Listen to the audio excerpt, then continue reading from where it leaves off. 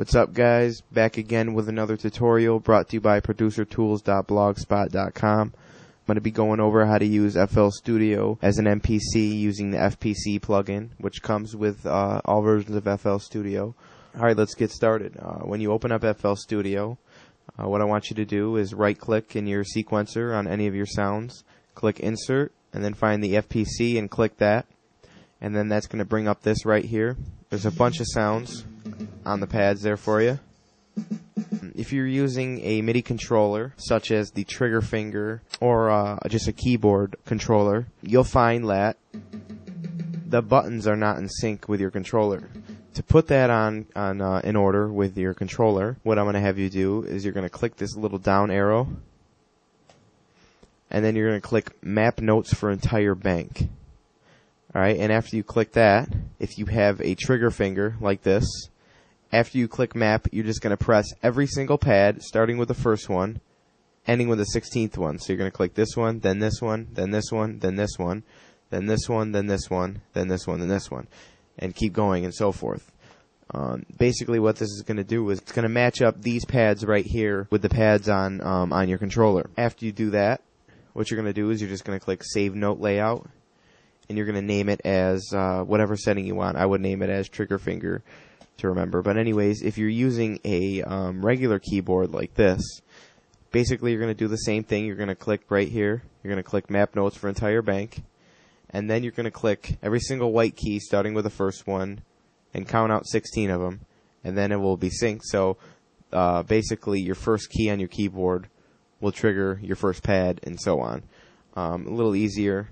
You'll notice that the sounds that come preloaded in the FPC are stock sounds, and they're definitely not good for making hip-hop beats. So to empty that out, click the pad, and you can click delete and delete every sound individually. Or I like to do it the easy and simple way. And what you're going to do is you're going to right-click these little two arrows next to the X button. You're just going to do a little right-click, and then you're going to click empty. And this is going to give you a full empty FPC. And this is a lot faster than deleting each sound individually. Alright, so now you got your FPC full and clean. Now you can add your own sounds from your browser. All these kits that you see on my screen are available on the site for free download, of course. Head over there. I'll put a link in the description. This is a kick from the Vibe Beats kit.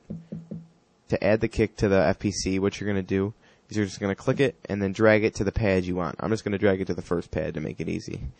One note is after you empty the bank, you're going to have to go ahead and either map it again or load your layout. I just loaded my keyboard layout, so there's my first key. I'm just going to strike that drum, just like a real MPC. And let's add this snare right here. I'm just going to add this to the second pad, so we got...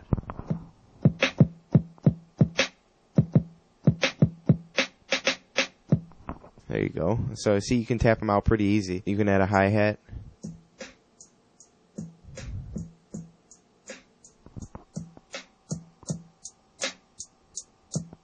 So you can see you can build up your own little drum kit here. Pretty easy stuff here. So if you got a sample, you want a pad to trigger a loop for your sample, like Just Blaze does or Kanye, then what you're going to need to do is you're going to need to go to your mixer, click the down arrow, find Edison, and what this is a little wave editor. Find your sample. I've got a sample folder with a couple samples here, but you can drag it from anywhere on your computer into this box right here. Let's drag this John Holt sample.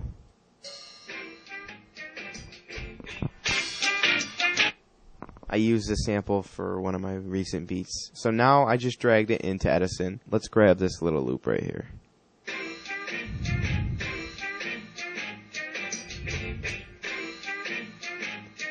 Alright, see, now to grab the loop like I just did, all you're going to do is you're just going to click the beginning of where you want it, drag all the way to where you want it to stop, and then unclick.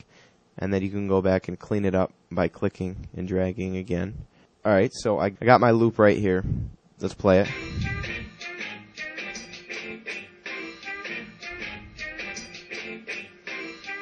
Now that I've got it selected, to get it into the FPC is very easy. All you're going to do is click this last icon on the right. It looks like a little paper with an arrow on it. You're just going to click that and drag it all the way over to the pad where you want it. Drag it there, unclick, and then Now you can see it's loaded into the MPC. Now by clicking that pad, you can trigger that sound. Alright, now if you tap it multiple times, it overlaps, which is pretty ugly sound. But if you want to fix that and make it more like the MPC style, and you don't want it to overlap, and you want it to restart every time you press a button, just click the pad where you dragged it, click it on the actual FPC, not on your controller, and then you're going to go up to this this little menu right here where it says MIDI Note G3, and you see where it says cut and cut by. What you're going to do is you're just going to drag cut to 1, you're going to click and drag it up to 1, and then click cut by and drag it up to 1. So now every time you press it, there's no overlapping, and it starts fresh every time you press it. You can just drag loops into it, or what I like to do is I like to take actual chops. Just got the done, and then I'll drag it over here. And let's grab this. Drag it over here. Alright, so we got...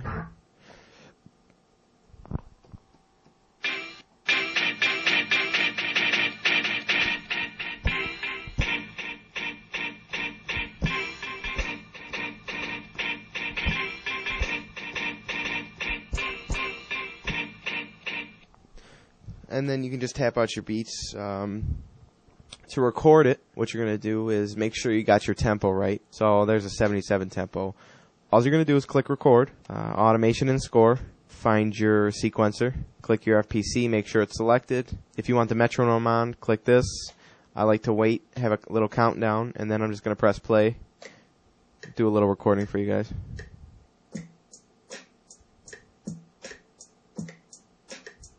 I was off beat horribly there. Anyways, you get the picture. Alright, now I'm just going to click play. Let's get rid of this countdown. Let's get rid of the metronome.